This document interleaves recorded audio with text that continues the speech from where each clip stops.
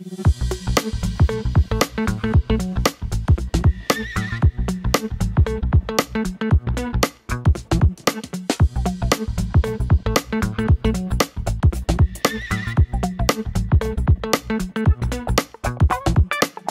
tout le monde, bienvenue au potager. On se retrouve pour la deuxième vidéo de présentation et de suivi de l'étape de mon potager. Je vous encourage dans un premier temps, pour ceux qui ne l'auraient pas déjà fait, à aller voir la première vidéo. Ça vous donnera vite fait une idée de comment était le potager à la sortie de l'hiver. Il n'y avait pas grand chose, il y avait vraiment de l'herbe partout, à part les choux de Bruxelles qui sont en fleurs parce que je vais récolter les graines et les poireaux. Allez voir vite fait, ça vous donnera une idée de comment c'était avant que je commence la préparation.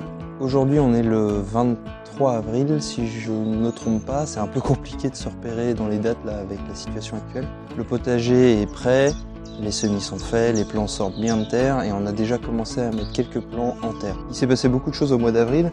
J'ai retravaillé ma terre un petit peu, pas trop. J'ai passé un coup de grelinette vraiment partout pour décompacter parce qu'après l'hiver elle s'était gorgée d'eau et on a eu une période où il y a eu beaucoup de pluie. Et puis j'ai désherbé. Ensuite j'ai mis un tout petit coup de râteau vite fait, mais moi j'aime bien garder quand même certaines mottes parce que les mottes de terre peu compactes gardent l'humidité. Ensuite, une fois que mes zones étaient travaillées, que ma terre était suffisamment aérée, j'en ai profité pour tondre mon terrain et j'ai paillé avec le gazon frais que j'ai récolté.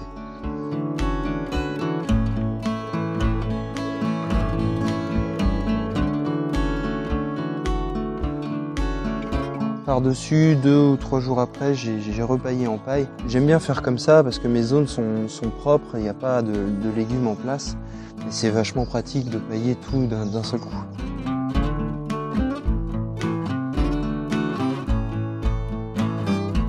Après environ 3 semaines, le gazon a déjà pas mal décomposé en dessous. Il y a vraiment une bonne humidité et on peut voir les couches différentes.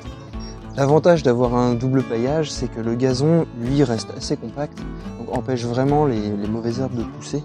Et en plus, lui, se décompose très rapidement par rapport à la paille qui, elle, se décompose très lentement.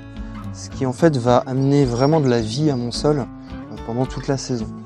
Ça me permet de garder un sol très riche en dessous avec cette technique du double paillage. Le problème, c'est que ici c'est assez humide et j'ai beaucoup de limaces. Donc mes premiers plants sont fait dévorer par les limaces, mes salades aussi, mes petits pois. D'ailleurs, si vous en avez, je vous encourage à aller voir l'article sur comment se débarrasser des limaces sur le blog. J'ai essayé de rassembler à peu près tout ce que moi j'avais trouvé sur comment s'en débarrasser de façon naturelle, sans utiliser de produits chimiques et en essayant de pas les tuer. Moi, la technique que j'utilise, j'ai une grande planche que je mets au sol, j'arrose en dessous pour que ce soit humide et les limaces viennent se coller et tous les matins je les enlève. J'ai aussi mis des carreaux de carrelage à peu près partout dans le potager. Et pareil, tous les matins je les lève et j'enlève les limaces. Sur la zone principale, elle a pas mal bougé.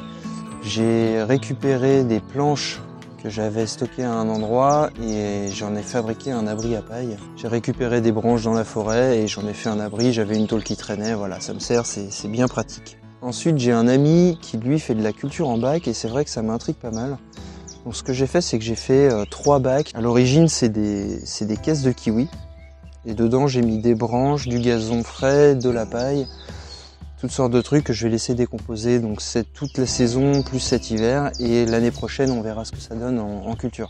Si ça vous intéresse, la culture en bac, je vous encourage à aller voir sur le blog le potager d'Emeric. Lui, il fait de la culture en bac, il a fait des gros bacs énormes et il explique bien étape par étape ce qu'il faut faire, c'est très intéressant. Donc allez voir, c'est dans la vie du potager, le potager d'Emeric. Cette année j'ai aussi fabriqué pas mal de structures. Donc j'ai fait une arche, j'en suis plutôt content, elle a un super rendu. Je suis allé récupérer du noisetier donc dans la forêt et je me suis amusé à faire ça, ça m'a pris environ 3 heures, mais le résultat est vraiment sympa, j'ai hâte de voir ce que les capucines vont donner là-dessus, je pense que ça va être assez joli. J'ai aussi fait 2 tipis, je vous en avais montré un, je l'ai un peu amélioré, je l'ai déplacé, surtout je l'ai mis au centre. Je vais faire grimper, je pense, dessus des haricots à rames à écossais.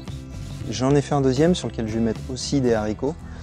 Et ce tipi-là est entièrement entouré de petits pois. C'est 2 légumes qui se complètent vraiment bien et qui s'aident dans leur croissance. J'ai mis pas mal de piquets en bois que je suis allé choper dans la forêt pour les tomates.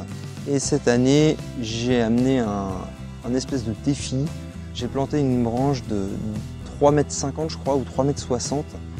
Et chaque année, je vais tester un légume différent, je ne sais pas encore, et voir jusqu'à où ça peut monter. Sachant qu'ici, on est sur un climat océanique, on est en Bretagne Sud, dans le Morbihan. Je ne sais pas ce que ça peut donner, mais j'ai hâte de voir quel légume va grimper le plus haut possible. Bien sûr, vous pouvez suivre sur les réseaux, je mettrai des photos régulièrement et j'essaierai de tenir un petit tableau au fil des saisons pour voir qui tient la palme. J'ai voulu aussi tester quelque chose de nouveau.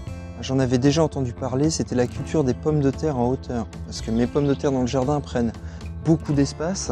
Sur les 3 zones de culture que j'ai ici, elle prend les 3/4 de celle de droite. Alors bien sûr, je mets des haricots, etc. avec, mais quand même, ça me prend de la place. Et j'avais déjà entendu parler qu'il était possible de les faire pousser en hauteur. Donc ce que j'ai fait, c'est une petite structure en grillage. J'ai juste roulé du grillage, je l'ai accroché. Et j'ai mis des pommes de terre à germer en bas, dans un peu de terre.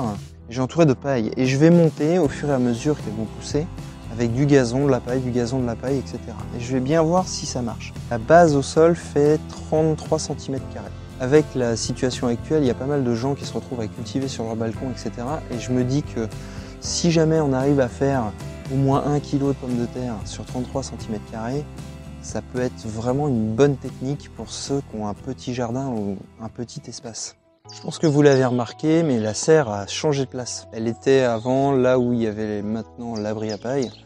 Là, je l'ai changé, je l'ai mis au fond du jardin, tout simplement parce que là-bas, en fait, l'exposition de mon potager, l'été à partir de 4 heures, il est à l'ombre. Et du coup, dans la serre, là-bas, ça chauffe bien le matin, jusqu'à 3 heures à peu près de l'après-midi. Ensuite, la température descend. Ce qui est très pratique parce que, vu que c'est une serre fabriquée maison, il y a peu d'aération, mais au moins elle ne monte pas trop en température. Dans cette serre, j'y mets tous mes semis. Il y a pas mal de choses en ce moment. J'ai mis des fleurs, il y a des haricots nains, il y a des concombres, il y a des poivrons, du maïs, quelques petits pois. Ça a bien levé parce que la serre est bien chaude là le matin.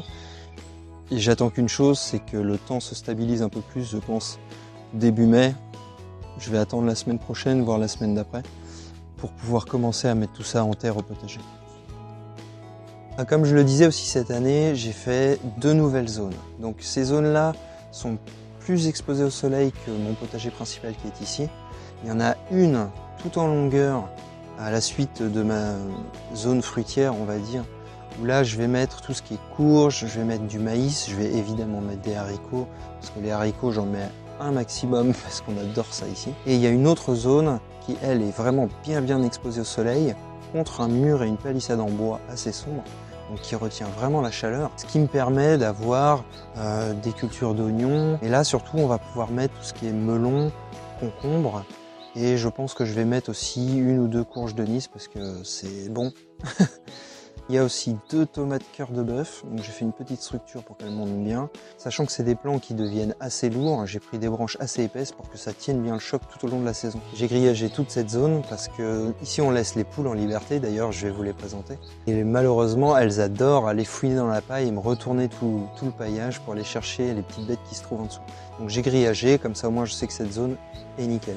J'ai pas grillagé l'autre zone parce que je vais principalement avoir des courges qui vont ramper sur toute la longueur et les poules ne vont pas trop aller dedans, ça devrait bien se passer. Après on verra, s'il faut je grillagerai. Il y a une zone que je vous avais pas montré aussi, qui fait pas vraiment partie du potager et qui est au bout de mon jardin. C'est la zone où en fait on fait tout ce qui est fruits. Donc on va retrouver des framboisiers, il y a ceux de l'année dernière qui sont encore bien verts et puis des nouveaux que j'ai plantés, on verra bien ce que ça donne. Ensuite il y a un pommier juste à côté. Je ne sais pas du tout la variété, mais elles sont excellentes. Après, il y a 4 plants de cassis, dont un 5e que j'ai rajouté. Je l'ai trouvé un peu à l'autre bout du jardin, je l'ai mis au même endroit. Après, il y a un prunier de Damas. J'ai pas encore goûté les prunes. L'année dernière, on n'avait pas trop le temps, mais visiblement, ils donnent beaucoup. On a donc à la suite notre zone de culture de courges pour cet été, qui a été préparée et qui attend de recevoir les petits plants. Et ensuite, on a une zone naturelle où je fais pousser des fleurs, rien de spécial. À côté de la zone de soleil, j'ai aussi mis quelques fraises. Alors, ce sont des maras des bois. Ça, c'est vraiment pour qu'on puisse faire des confitures. Je les ai mis ici parce que il faut savoir, contrairement à ce que pensent les gens, que les fraises, c'est pas des plantes qui aiment le plein soleil. À la base, les fraises, c'est vraiment des plantes de sous-bois. Donc là-bas, elles sont exposées seulement 2 à 3 heures par jour en plein soleil et le reste du temps, elles sont à l'ombre des arbres et je pense qu'elles vont bien s'y plaire à cet endroit-là. Comme je vous l'avais dit dans une précédente vidéo, on a accueilli 2 poules. Maintenant, ça fait presque 15 jours, ça fera 15 jours samedi prochain qu'elles sont avec nous. Donc c'est des jeunes poules pour l'instant, elles ne pondent pas encore, mais on se régale de les voir courir en liberté dans le jardin.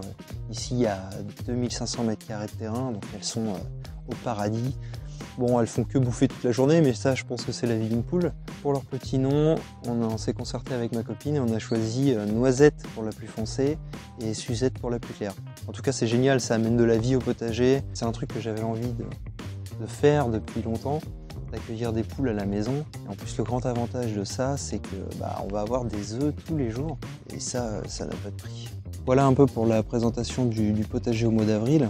Alors si vous voulez suivre pas à pas ce qui se passe au potager, n'hésitez pas à vous abonner. Vous pouvez aller faire un tour sur le blog, c'est là que tout s'y passe. Avec la situation actuelle, j'ai du temps pour faire des articles et l'étoffer assez rapidement.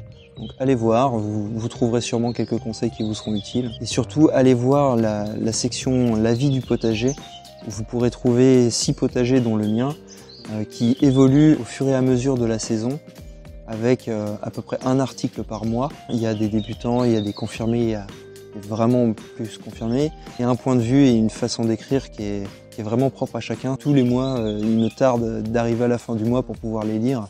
Et c'est vraiment sympa, je trouve, de suivre l'évolution comme ça de potagers différents, de voir comment les gens font pour maintenir au mieux toute leur culture. Et voilà, c'est super. N'hésitez pas à partager, commenter avec eux. Et je pense qu'ils se feront un plaisir de parler avec vous via les commentaires.